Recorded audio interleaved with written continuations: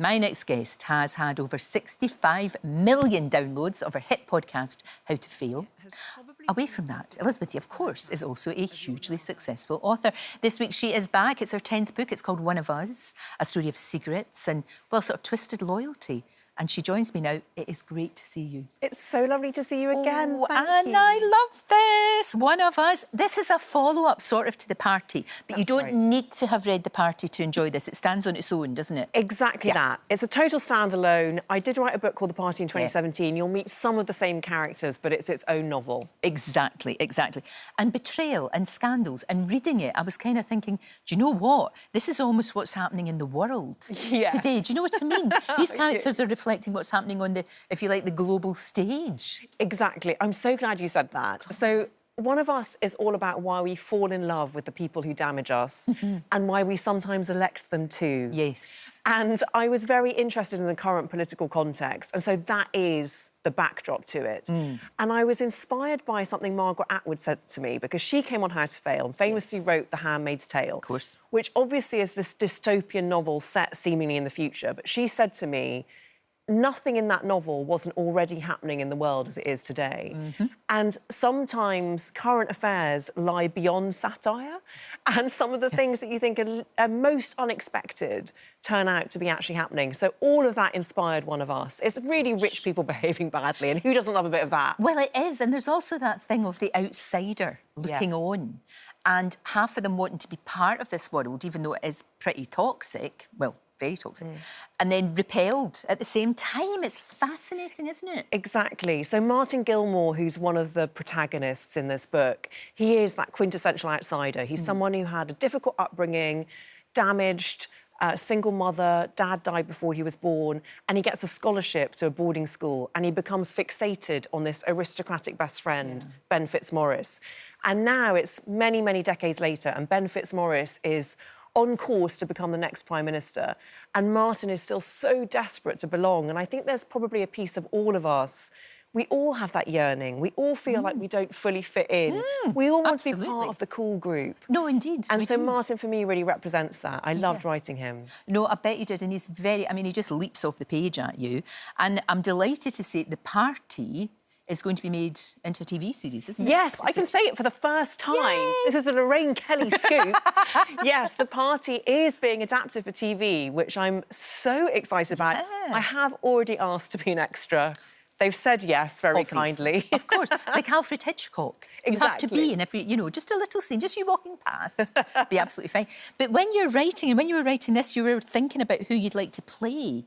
Yes. Because, look, if The Party's getting made into a TV series, so has One of Us. It's got to be. Come on. Well, thank you. If you say it, then it must be so. It must be so. Make it so.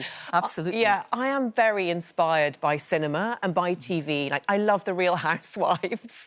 Of course. It's the best research for a novelist, sort of seeing how groups of women act together. And so I'm always thinking very visually, and I'm always thinking of potential actors. Yeah. And when I was writing The Party, I was very inspired by Dominic West. Oh, the ultimate. The ultimate. The ultimate baddie. Yes. Like, but charming. Exactly. Oh, charismatic. Thank you. Exactly, yes, all of that. And I was lucky enough, many years after I wrote The Party, to meet him at an award ceremony.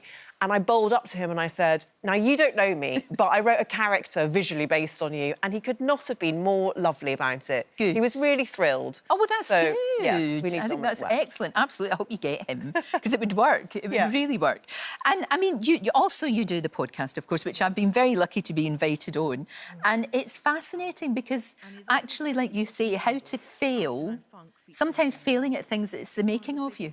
It can be. Exactly that. I think failure is where we grow. It's where we learn. Yeah. If everything went according to plan, we wouldn't ever have to educate ourselves. We wouldn't ever challenge ourselves to be better or to evolve. Yeah. And it's been a great gift to me, the podcast. I mean, fantastic guests such as you, Lorraine, Mark Ronson. I had Vanessa Williams on. She was wonderful too. Gosh, she's coming on the show in a minute. I know. Yeah, gosh. And they've taught me a lot about how every single failure, in the fullness of time, I think it can teach you something meaningful. And I use all of that in my novel writing too, because ultimately One of Us is about having this idea of how life should turn out. And often you're socially conditioned to believe it should turn out a certain way, but the reality is somewhat different. Yeah. And the tension between the two is what fascinates me about human nature. No, that's true. And you've been very open about the fact that now you've kind of said to yourself, you've tried for many a year to have children, you know, IVF, all different sort of different ways of trying to conceive, and you've kind of just gone, do you know what, it's not going to happen. I think that's really brave. Thank you, I Lorraine. really do. That's the brave thing to do, is just to go, do you know what? But you've still got a really fulfilled life, of course you have. And a stepmom too, so Exactly. it's good. I'm a stepmom, I'm an aunt, I'm a godmother. Great. And I'm really passionate about modelling that life can be so fulfilled and that there are other ways of parenting. Yeah. And actually, I wrote this character, Serena, in One of Us, who is a mother of 4. And so that's a way that I can explore mothering through my fiction. And she's also the first perimenopausal woman I've written whilst I was going through it myself. Right. So there's a lot of hot flashes in there. There's a lot of sweating through silky blouses, which a lot of us can relate to. Oh, we can. Oh, we can. That's the thing about your characters. I feel it's one of those things when you finish one of your books, you're racing to get to the end because you want to know what happens. But then it's almost like saying cheerio to your friends. It's do you know what I mean? Well, that's the loveliest thing you could say to me. Thank you. I mean, I miss them already, I have to say. You do. But they'll be at a screen near you soon. They will. One of Us is out this Thursday. It is. Yeah, it's a cracking read. Thank you, Elizabeth. Thank you so much for coming in. Appreciate I've loved it. Thank you so much, Lorraine. Thank you. Hi there. Thanks so much for watching our YouTube channel. We upload new videos every single day. So click here if you're interested in this video, or head to the homepage for more amazing content.